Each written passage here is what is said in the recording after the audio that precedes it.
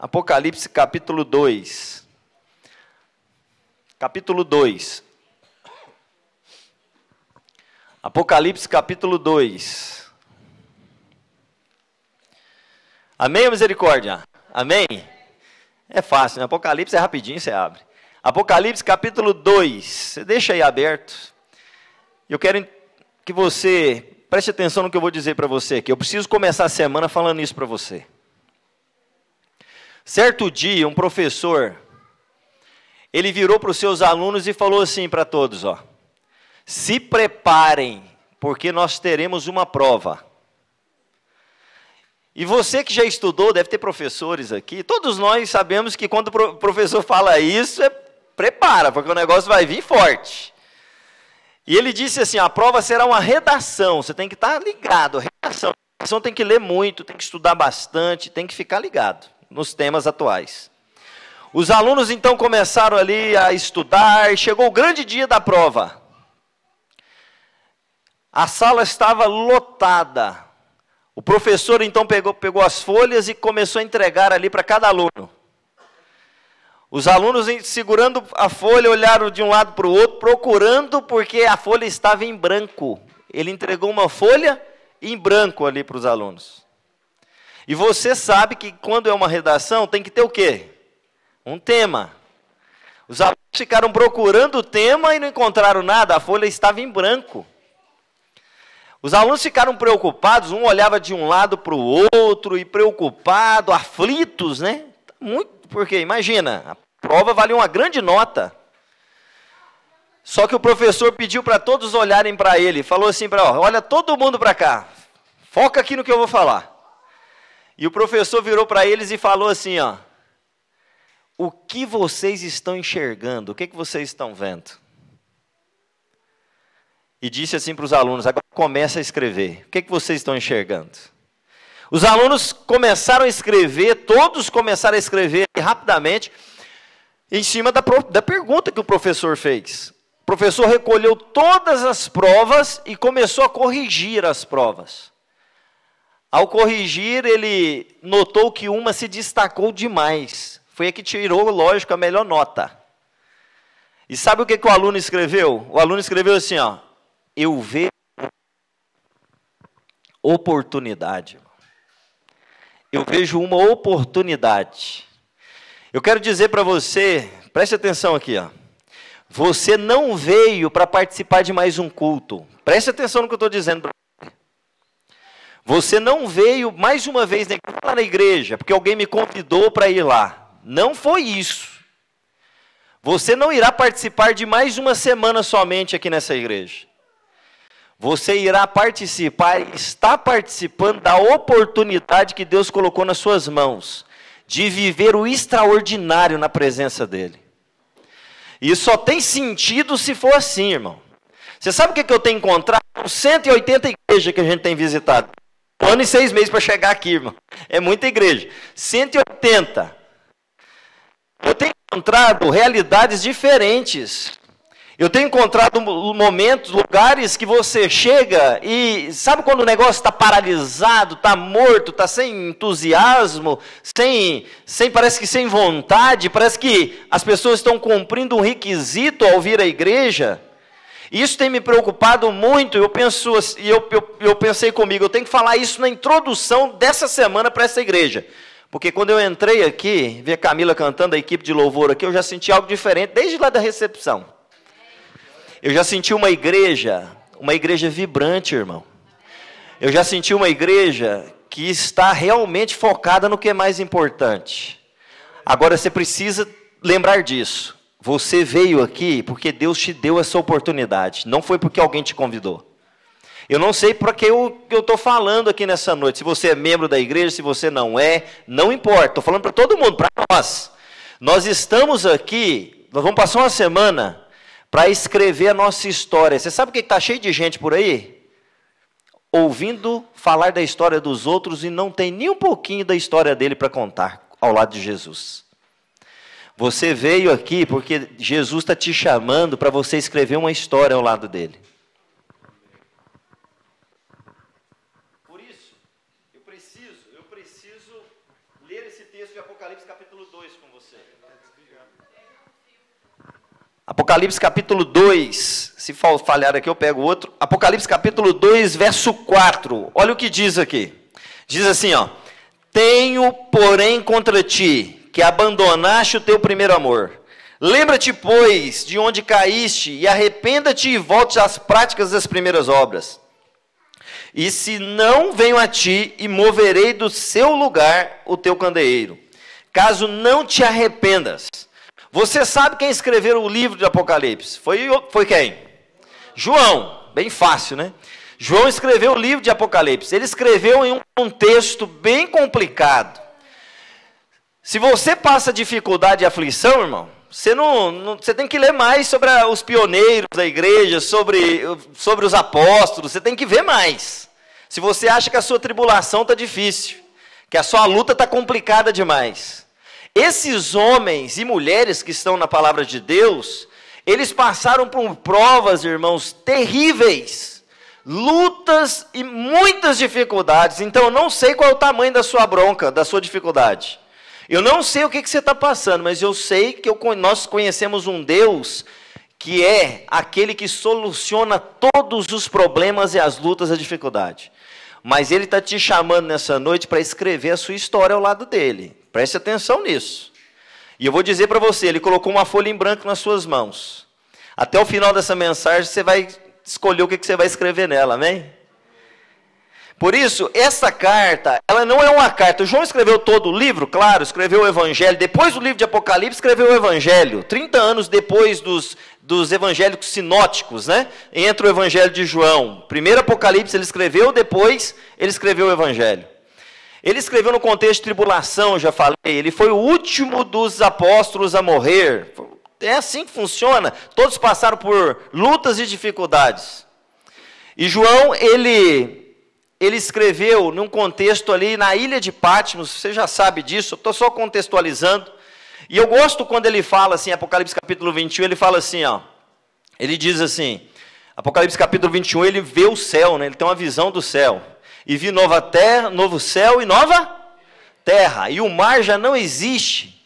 Ou seja, ele está dizendo o seguinte, que a tribulação maior que ele sentia, sabe qual que era? É de estar longe e afastado dos amigos e dos parentes, dos familiares deles.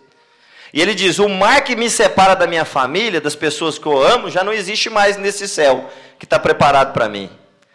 Eu vou dizer para você desde já, se você escrever uma história ao lado de Jesus, irmão, você está escrevendo para morar num lugar onde não vai haver mais dor, mais luta e nem dificuldade. Pense nisso. Se você deseja realmente viver o extraordinário ao lado de Jesus, Ele tem preparado para você. Só que essa carta, ou as 7 cartas, foram endereçadas às igrejas. São períodos que a igreja iria viver. Períodos que a igreja vive, na verdade, né? Vem até o nosso período. E ali você vê que essa é a primeira carta, onde Jesus fala, né? Aqui é uma carta de Jesus para a igreja. João escreve, mas é Jesus falando com a igreja. Jesus, ele elogia nas cartas, esse texto, o verso 4, é uma repreensão. Porque aqui ele diz, tenho, porém, contra ti que abandonaste o teu primeiro amor. Eu não sei quanto que você conhece sobre Jesus, irmãos. Eu não sei qual é o nível de intimidade que você tem com Cristo. Mas eu sei de uma coisa. Você pode ver o extraordinário se você quiser aprofundar essa intimidade com Ele. Mas eu preciso te lembrar do teu primeiro amor. Como foi o seu primeiro encontro com Jesus?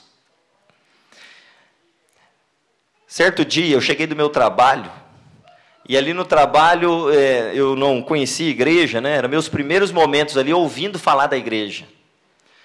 E eu lembro que o Manuel Araújo, um senhor de idade, estava assim na sala. Ele estava dando estudo para os meus pais. E eu passei assim na sala e vi eles assim no sofá e pensei assim, olhei assim e falei, ixi, mais um crente. É isso que eu pensei na hora. Mais um crente aqui em casa. E entrei para o meu quarto, uma casa simples, a sala assim dava para a porta do quarto para a sala, não tinha corredor. Eu entrei e fechei a porta, falei, quer saber, eu vou fechar aqui. Só que como era próximo à porta, Então ficava fácil, dava para escutar o que o Manuel Araújo estava falando para os meus pais. E me encantava, começou a me encantar, porque eu estava escutando ali na minha cama, deitado, descansando ali, ele falar, porque eu vi algo diferente, irmão. A forma que ele falava era diferente, ele estava apresentando o Jesus que ele realmente conhecia.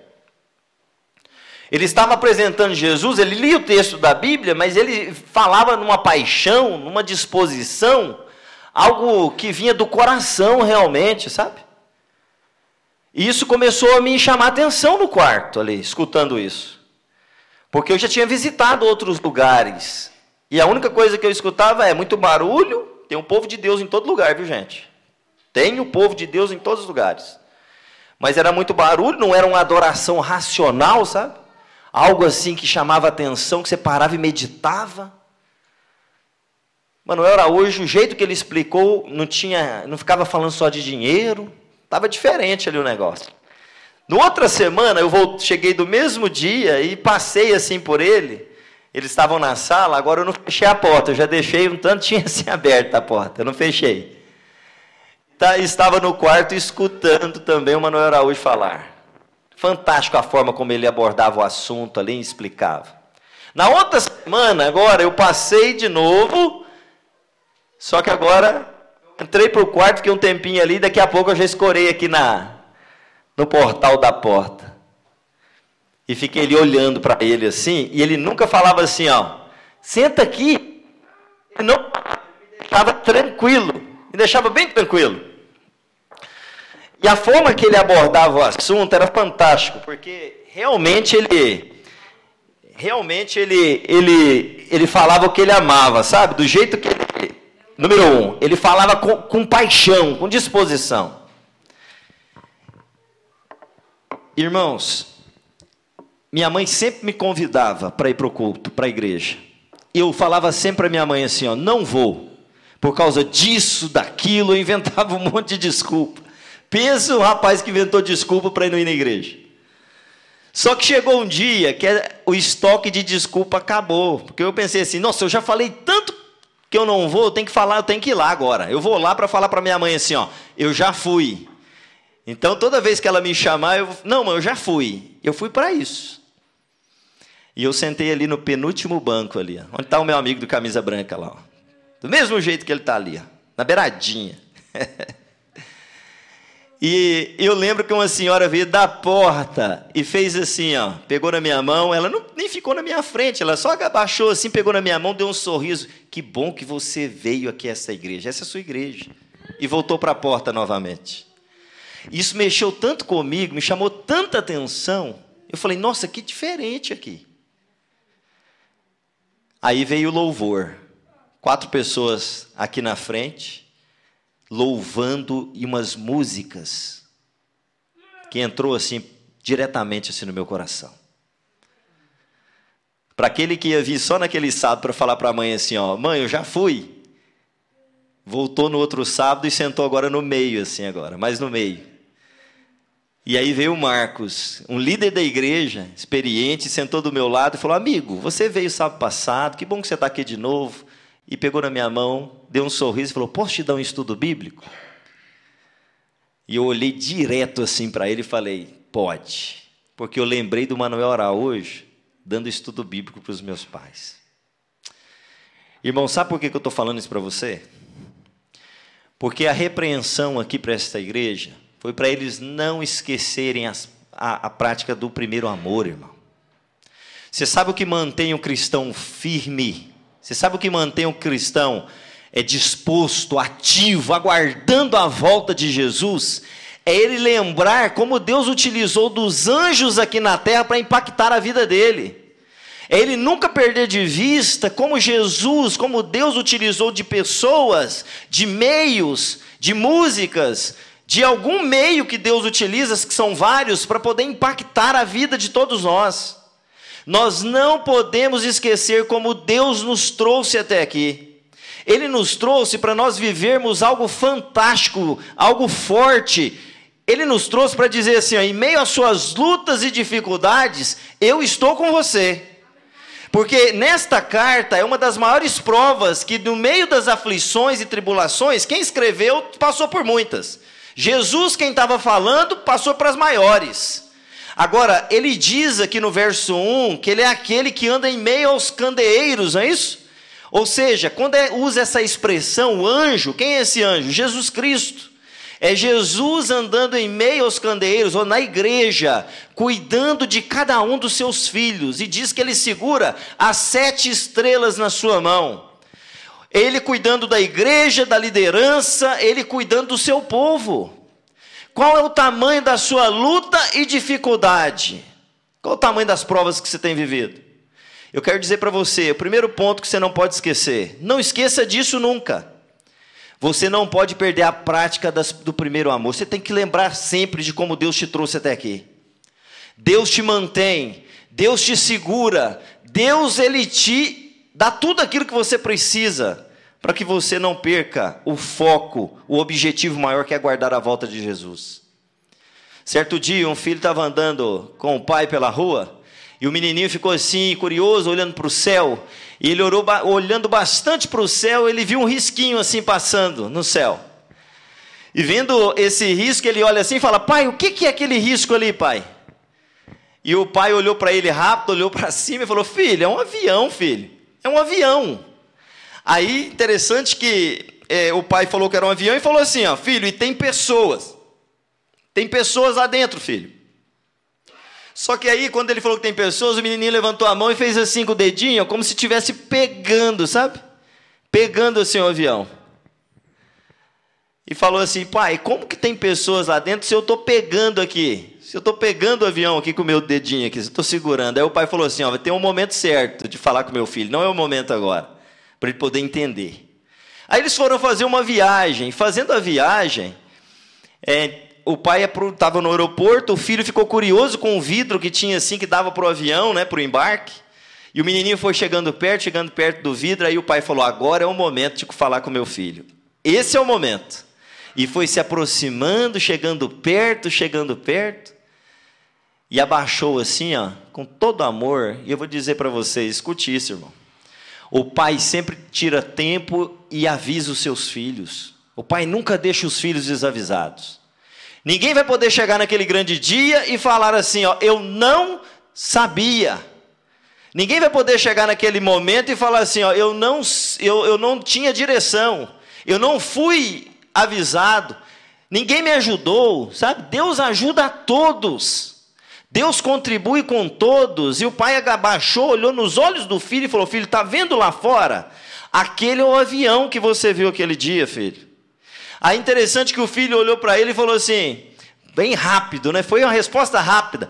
O filho virou para ele e falou assim: pai, tá tão grande, né? Aí o pai virou para ele e falou assim: sabe por que está grande, filho? Porque agora você está mais perto. E eu vou dizer para você, entenda isso, por favor. Você quer ver a grandiosidade de Deus em meio às suas lutas e tribulações? O único jeito de você ver é você estar cada dia mais perto dele. E hoje você já fez isso, por estar aqui. Você já escolheu a melhor parte, que é estar aqui. E estar cada momento mais perto dele. Ele cuida de nós. Mas tem pessoas por aí escolhendo a pior parte. Tem pessoas se afastando cada vez mais do querer de Deus. Deus avisa, Deus orienta, Deus dá tudo aquilo que é necessário. A pessoa entra no ouvido e sai no outro. A pessoa entra numa igreja e pensa assim: é mais um culto que eu estou participando. A pessoa, Deus dá o sinal, Deus dá a direção.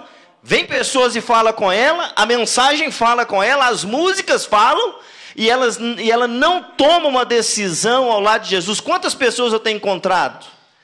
E depois ficam se perguntando assim: nossa, eu estou vivendo tantas lutas, tribulações, por que isso está acontecendo tanto forte assim na minha vida? E eu vou dizer para você, quem está perto de Jesus também passa por lutas e tribulações, viu? Não se engane não, estar com Jesus não fica isento de tribulação. Ele disse assim: nesse mundo tereis aflição, mas tende bom ânimo, porque eu venci o mundo. Se eu venci o mundo, você também pode vencer. Mas é necessário uma entrega, irmãos. Quantas pessoas hoje estão tendo a oportunidade e não entregam? E eu vou te dar um exemplo, dentro do processo aqui, do texto que estamos lendo. Tem gente que tem perdido a prática do primeiro amor.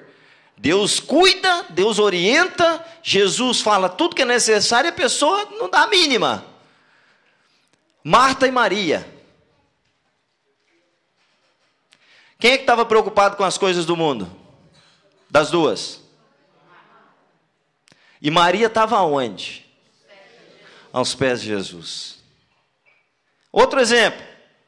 A mulher que veio, né? Uns falam, alguns estudiosos, era uma mulher, mas fala que é Maria. Veio aos pés de Jesus e quebrou o óleo ali aos pés de... E os fariseus, as pessoas que estavam ali próximo, falaram assim, nossa, mas está desperdiçando, né? Poderia dar para os pobres, poderia fazer isso, fazer aquilo, você está quebrando o perfume nos pés dele, está desperdiçando. Ela escolheu a melhor parte.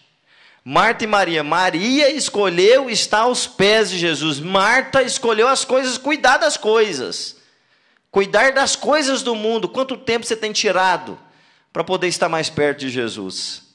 Tem gente que só pensa no que Jesus pode dar, mas Jesus espera algo de nós. O livro de Salmos tem textos fantásticos. Salmo 116, verso 12, fala assim, o que eu darei ao Senhor por todos os benefícios que Ele tem para comigo? O que eu vou dar ao meu Deus? O rei Ezequias escreve o Salmo 116. E ele faz essa pergunta, o que eu posso dar ao meu Deus por tudo aquilo que Ele tem feito para comigo? Em meio a um contexto de bênçãos que o rei Ezequias tinha recebido, ele faz essa pergunta, e eu vou dizer para você, Deus é o dono de tudo que existe, mas Ele espera alguma coisa de nós. Segundo a Crônicas fala que Ele fala do nosso coração, Ele espera você, irmão. Ele espera a sua e a minha decisão. Ele espera um cristianismo puro e verdadeiro. Ele não só espera que você participe de rituais somente, de culto, senão vira formalismo. Ele espera que nós possamos aceitá-lo como nosso Salvador realmente. Tem gente que vai passar 10, 15, 20 anos, 30 anos na igreja, e não vai ter história para escrever ao lado de Jesus, irmão. Isso é muito triste. Não é estar no lugar certo, pense nisso. É estar com a pessoa? Não, olha a citação. Não existe paz entre você e Jesus se você viver em paz com o pecado, irmão. Não estar com a pessoa certa é estar em paz com o pecado. Se tiver algum pecado atrapalhando o seu compromisso com Deus, a sua decisão, essa noite eu quero fazer uma oração daqui a pouco por você. E por mim também, por nós. Nós somos pecadores. Mas não pode existir um pecado acariciado que você fica caindo nele toda hora, irmão. Isso perde a conexão. E depois você pensa assim, nossa, mas está tão difícil. Vai ser difícil mesmo. Vai continuar difícil. Você não vai dar valor nos primeiros momentos da sua caminhada cristã. Você não vai lembrar do seu primeiro amor, porque o pecado está atrapalhando a conexão. Porque você vai escolher mais as coisas do mundo do que a Deus. O que está fazendo isso? É suas escolhas. Quando a gente dá ênfase àquilo que é do mundo, vai ser isso que vai predominar, não tem jeito. Por isso Deus está te chamando e me chamando a lembrar do primeiro amor, porque olha os últimos textos que diz assim, verso 6, tens contudo em teu favor, Apocalipse 2, verso 6, tens contudo teu favor que odeias as obras dos nicolaítas, as quais eu também odeio. Quem tem ouvidos, ouça o que o Espírito diz a quem? Ao vencedor dar-lhe-ei que alimente da árvore da vida, que se encontra no paraíso de Deus. É guerra, irmão. Existe um conflito, um grande conflito. Os anjos do mal estão batalhando para que você ache que esse aqui é só mais um culto que você está participando. Existe um conflito terrível, uma batalha nesse momento sendo travada agora. Para que você esteja pensando nas coisas da semana, no seu trabalho, nos seus problemas, nas suas aflições, e não entregue realmente o coração a Jesus. Por que a Bíblia repete vencedor, o livro do Apocalipse, várias vezes? Porque é guerra. Capítulo 21, verso 7, termina lá também com vencedor, porque é uma grande batalha que nós vivemos. Mas para você ser vencedor, você tem que se lembrar como Deus te trouxe até aqui. Porque Ele cuidou demais de você e de mim. Ele deu tudo aquilo que nós precisamos. Agora, a decisão é nossa, ninguém pode decidir por você. Nós vamos fazer parte nesse grande conflito, ficar ao lado daquele que já venceu, ou nós vamos escolher o outro lado, com as nossas ações escolhendo o mundo? E essa vida passa rápido demais, você sabe disso. Cada dia que passa é um a menos na nossa caminhada aqui, irmãos. E eu vou lembrar você de novo, a folha em branco está na sua mão. O que você vai colocar nessa folha? O que você está vendo? Eu oro em nome de Jesus para que você coloque assim, ó. Eu vejo uma. São muitas, irmãos. Quantas oportunidades Deus tem nos dado. Você sabe uma das coisas que me deixa preocupado demais? Quando eu faço uma semana, eu não sei se eu vou voltar aqui de novo, então eu fico assim, eu oro para voltar várias vezes, mas eu fico muito preocupado porque eu quero falar tudo aquilo que Deus está colocando no meu coração. Você vai ver isso durante essa semana. Eu vou ser bem direto. Porque eu fico preocupado, porque Deus fala demais com a gente. E tem pessoas que ficam presas no pecado, irmão. Tem pessoas que ficam assim, presas está laçada pela mentira. Está laçado por filmes que não deveriam estar assistindo. Estão laçados porque estão focados só em novela, onde é só mentira uma atrás da outra. Estão focados em cobiçar aquilo que é do próximo. Estão focados em viver uma vida dupla, irmão. Uma das coisas terríveis desse mundo é um cristão que acha que lá no trabalho pode ser de um jeito e na igreja é outro. Em casa é de um jeito, na igreja é outro. Irmão, isso não funciona. Você pode até maquiar aqui na igreja, mas isso não funciona. Você vai ser infeliz. Você vai ser uma pessoa presa. Você vai viver uma vida sem sentido, sem ilusão. Não tem como mascarar. E a pergunta é, você tem lembrado do seu primeiro amor? Você tem lembrado de como Deus te trouxe até aqui? Você tem agradecido a Deus por tudo aquilo que Deus tem te dado? Para viver um cristianismo verdadeiro, nós todos temos lutas e dificuldades. Quem está te falando vive lutando também. Você precisa abandonar o eu, sabe? Você precisa e eu preciso dizer assim, ó, quem domina a minha vida é Jesus Cristo. Falar como Paulo, não sou eu mais quem vive, mas Cristo vive em mim, irmãos. Essa é a fala. Eu não poderia começar essa semana de outra forma. Você quer ouvir a voz de Deus nos dias que nós estivermos aqui? Eu quero ouvir toda noite. Só tem um jeito de você abandonar o pecado que está te atrapalhando e lembrar do teu primeiro amor, como Deus te trouxe até aqui. Só tem esse jeito. Para nós vivermos o extraordinário aqui nessa igreja, só tem um jeito. Você e eu, nós precisamos pedir perdão pelo nosso pecado. Mas para fazer isso, a força não vem de nós. Eu vou te dar uma receita. Posso dar uma receitinha aqui? Você não vai rir, não? Se você rir, eu vou ficar com vergonha, viu? Mas você vai colocar... Você tem um chinelo bonitinho lá na sua casa? Eu tenho um chinelo porque eu gosto. Aí, ó, a Camila vai ganhar um chinelo. Eu tenho um chinelo bonito que eu gosto. E meu Havaiana. Eu tinha aquela azulzinha, lembra? Não existe mais, não? Eu tinha aquela azulzinha. Não é nem a Havaiana, né? Aquela não é Havaiana, não. É um outro chinelo, um azulzinho, o mais baratinho que existe. Mas é bom aquele chinelo, é bem confortável. Se você tem uma pantufa, você vai pegar ela, que ela é demais, quem tem mais condição, né?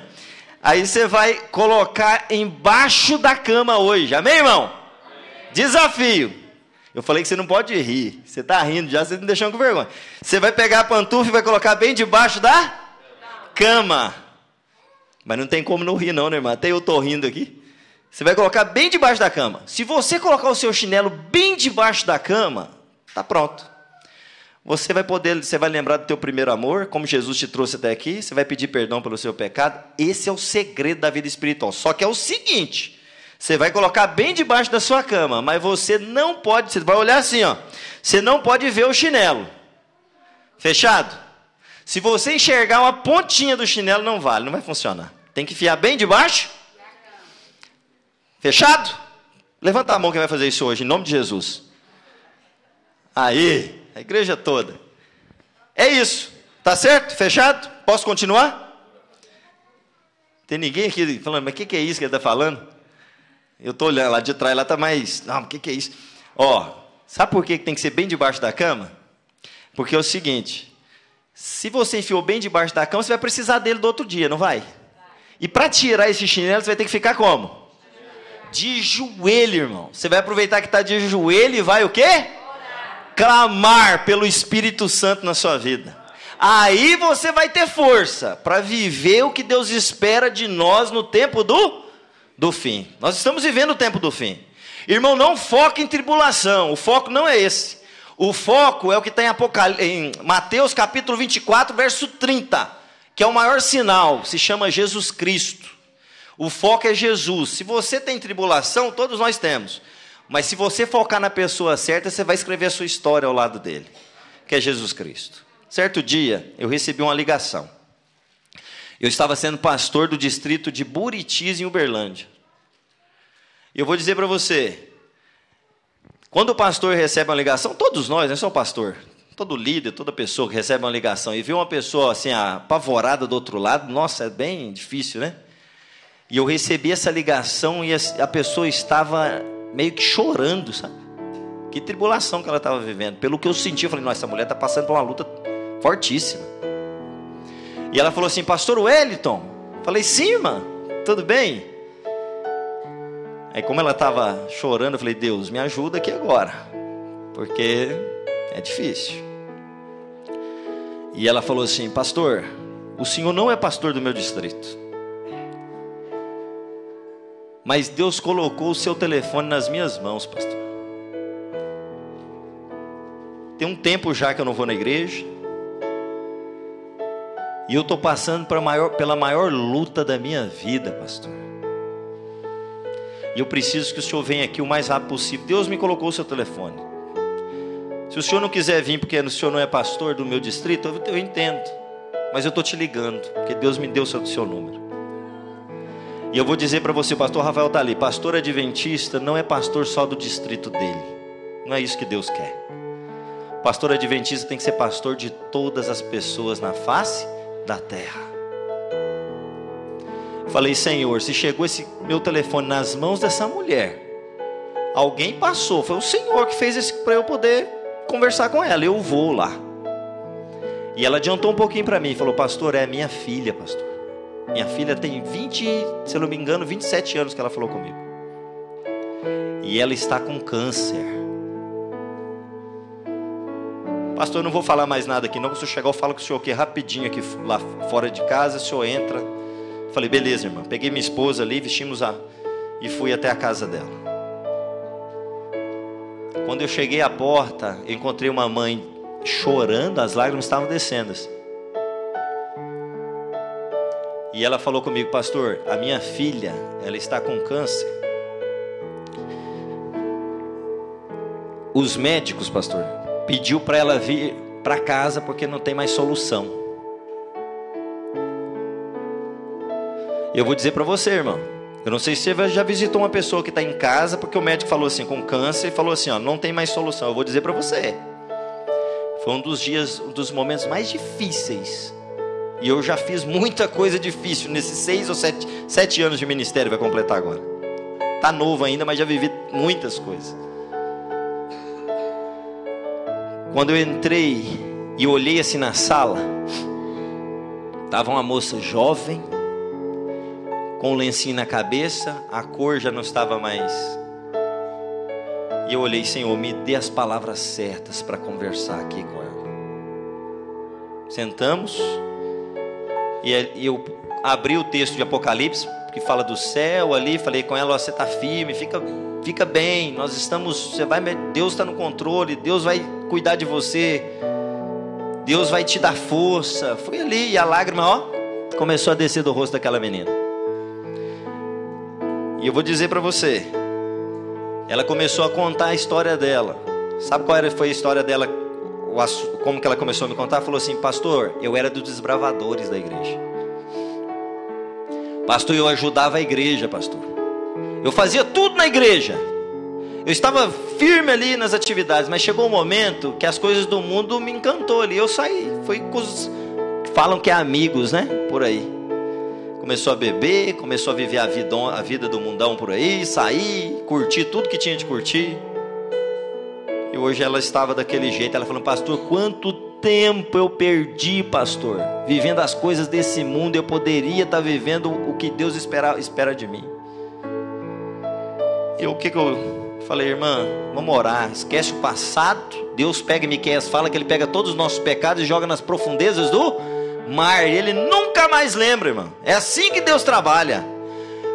Independente das lutas, se há arrependimento sincero, confissão, Ele pega os nossos pecados e joga fora. É assim que Deus trabalha. E eu fui embora. Passou 2 meses, a mãe me liga de novo. Falei: meu Deus. Fui até a casa. Quando eu cheguei a casa, já não fui com a minha esposa, que eu já pressentia ali algo. Falei: fica aqui, meu bem, você já visitou ela comigo?